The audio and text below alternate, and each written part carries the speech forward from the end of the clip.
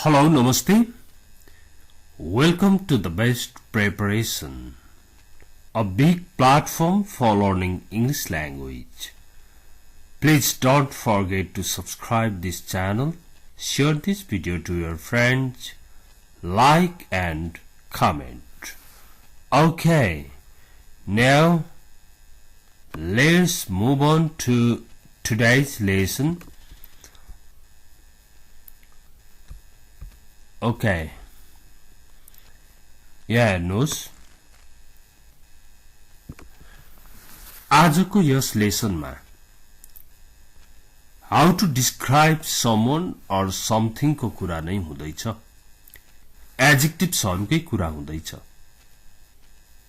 तर पेड क्लासमा पैसा तिरेर पढ्ने क्लासमा मैले जुन कुरा शेयर गर्छु त्यो कुरा मैले यहाँ अनलाइन क्लासमा पनि शेयर गर्न लाग्दैछु। यसरी काम शान्त चियरफुल प्रसन्न भनेर त जहाँ पनि पढाको भेटिन्छ। तर अंग्रेजी बोल्न प्र्याक्टिस गर्नको लागि हाम्रो मुखबाट अंग्रेजी वर्ड्स और सेन्टेन्सेस बाहिर निस्किनै पर्छ। त्यो निकाल्ने कसरी? के प्रसंगले पढ्ने? अंग्रेजी बोल्ने वातावरणै छैन, बाहिर अंग्रेजी कसैले बोल्दैन भनेर भाग्न पाइदैन, स्केप गर्न पाइदैन। अभ्यास गर्नुपर्छ। अब अभ्यास गर्ने तपाईलाई राम्रो तरिका आज म शेयर गर्न लाग्दैछु, सुन्नुहोस्। CALM काम। काम भनेको शान्त। मान्छे पनि काम हुन सक्छ। कुनै रिभर, कुनै लेक पनि काम हुन सक्छ। ओशनहरु काम हुन सक्छ। हैन, शान्त खालकोलाई काम भनिदो रहेछ। यति पढिन्थ्यो भने अब आज यति काम गर्नुहोस्। एकदम सिम्पल काम, तर विश्वासका साथ गर्नुहोस्। कसरी गर्नुहोस् भने यो प्रयोग गर्नुहोस्। People like calm person. हेर्नु है, people like calm person. मान्छेहरूले शान्त व्यक्तिलाई मन पराउँछन् भन्नुहोस्। अथवा people like calm place, calm lake. I like calm lake. मलाई शान्त तलाउ मन पर्छ। यति छोड्नुहोस्, यतिमै छोड्नुहोस् यसलाई। अब यहाँ जानुहोस्। cheerful. cheerful भनेको प्रसन्न।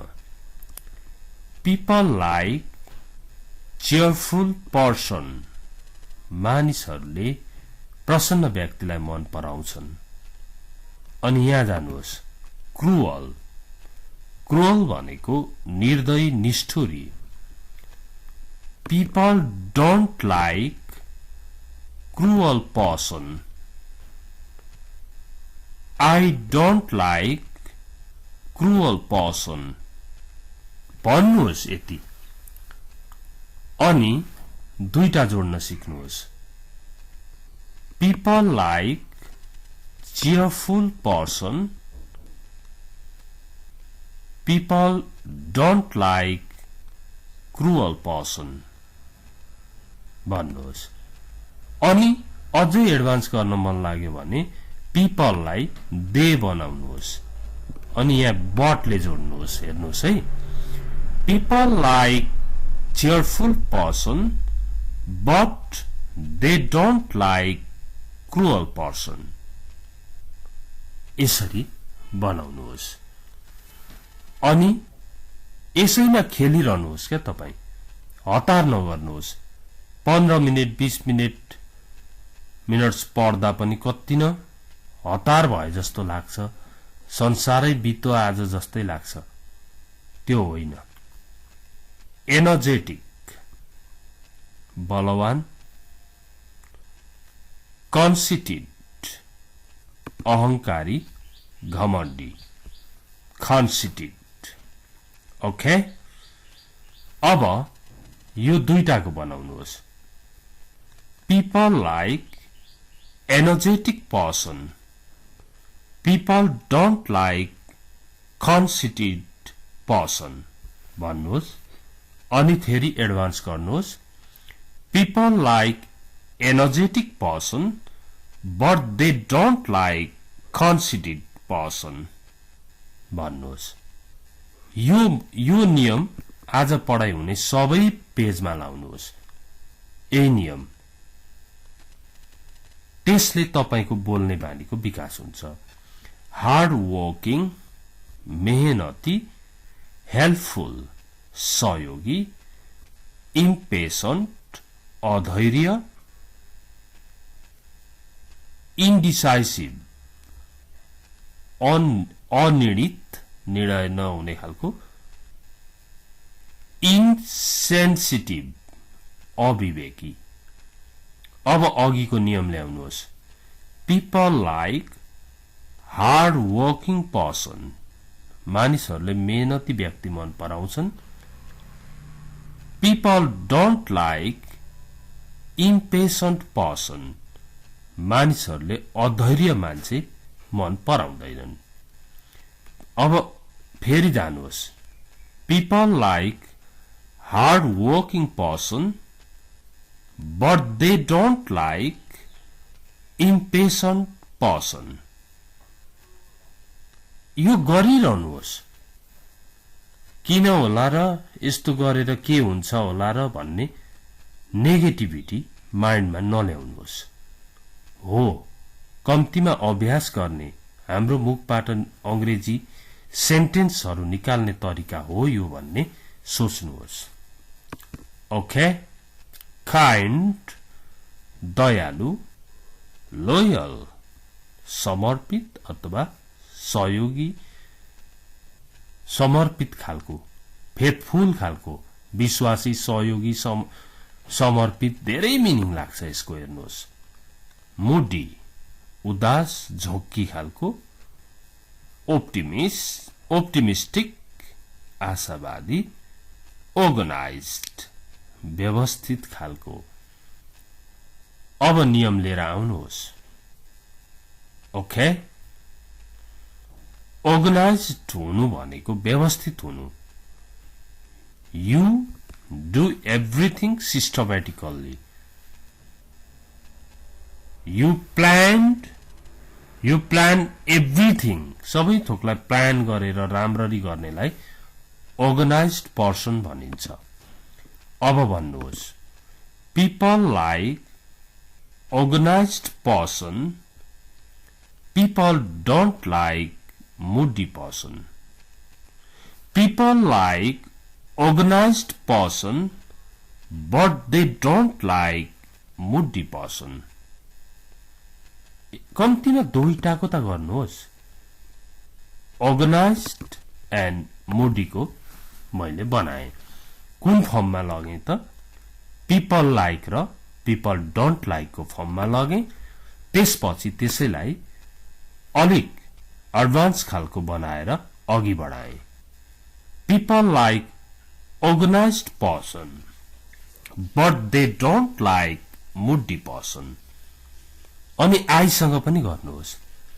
I like organized person, but I don't like moody person.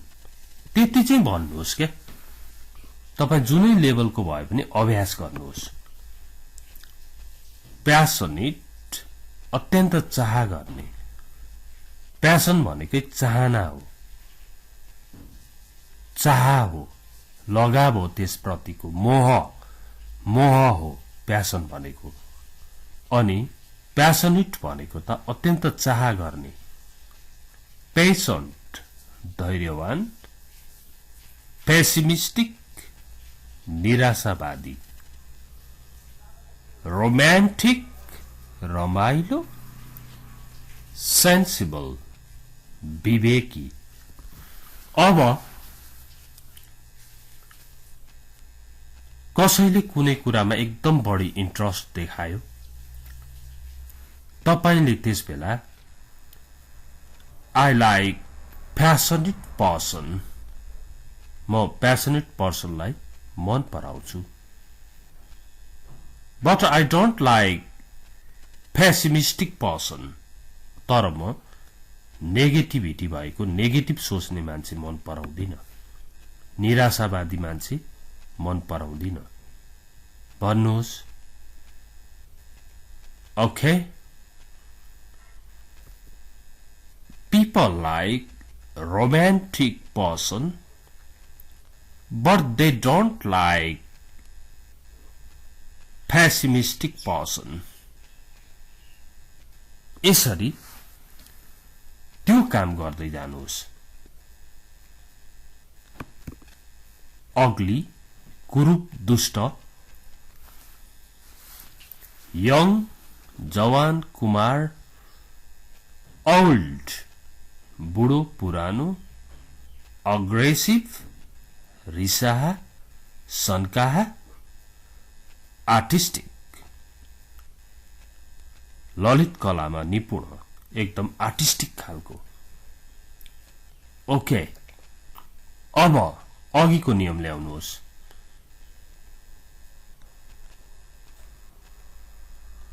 People love, people लाइकलाई love बनाउन पनि थाल्नुहोस्. अब people love artistic person, but they don't like aggressive person. यसरी बढाउँदै जानुहोस्. नेक्स्ट, अब यहाँनेरि को कस्तो भन्दाखेरि कहिलेकाहीँ तुलना पनि गर्नुपर्छ कुनै वस्तु अथवा कोही पर्सनलाई. इन्ट्रेस्टिङ रमाइलो भन्दा अझै रमाइलो भन्नु पर्यो भने मोर इन्ट्रेस्टिङ. अनि सबभन्दा रमाइलो भन्नु पर्यो भने मोस्ट इन्ट्रेस्टिङ, सबैभन्दा रमाइलो. ओके.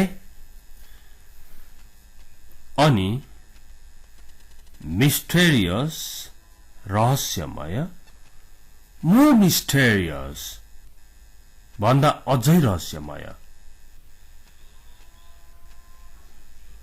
अब यो झन्झन मिस्टेरियस बन्दै गएको छ भन्नु पर्यो भने it's becoming more and more mysterious भनिन्छ. अनि मोस्ट मिस्टेरियस भनेको सबैभन्दा रहस्यमय.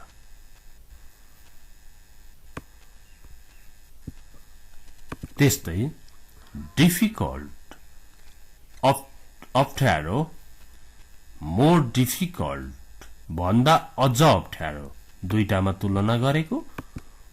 मोस्ट डिफिकल्ट सबैभन्दा अप्ठ्यारो. अनि एक्सपेन्सिभ महँगो, मोर एक्सपेन्सिभ भन्दा अझै महँगो, मोस्ट एक्सपेन्सिभ सबैभन्दा महँगो. यसरी कम्पेयर गर्नुहोस्. यी लास्टका दुईटा स्लाइडमा चाहिँ कसरी बनाउने त भन्नु पर्यो भने दुईटामा तुलना गर्नु पर्यो. एउटामा गर्दा यो मात्रै हुन्छ, दुईटामा गर्दा यो हुन्छ, अनि सबभन्दा भन्दा यो हुन्छ. अब तपाईले Pokhara is interesting place, Pokhara रमाइलो ठाउँ हो भन्नुभयो. अब